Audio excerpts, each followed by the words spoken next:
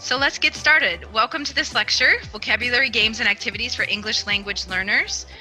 So there are 14 games that I'm going to be sharing with you. So depending on how much time you have, but I just want to give you an idea of what's possible and how you can basically create your own board game. We always want to approach the listening piece from the main idea and move down to the details. You might even say it's a conversation they're going to listen to and there's a question asked. You might tell them the question and say, what would be an appropriate response to this question? There are some things that you want to do when the very first day of class.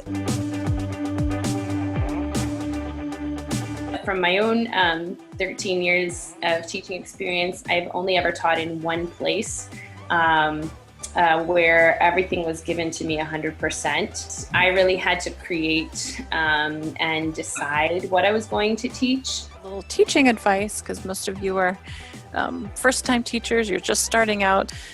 You have an amazing opportunity to demonstrate how English can be a unifying force while you're also supporting the native cultures. Can anyone think of any other vocabulary game or activity that maybe wasn't mentioned or that you would like to share with the group? I didn't see charades. Maybe kind of like the game of concentration. What else can we add into these objectives? Where you had the list where we're saying students will write or students will list specific rules, 3 comma rules explaining. Thank you. That's a long answer. Really valuable. No, that's very valuable to me. Good. Thank you. I'm glad you think so. Good.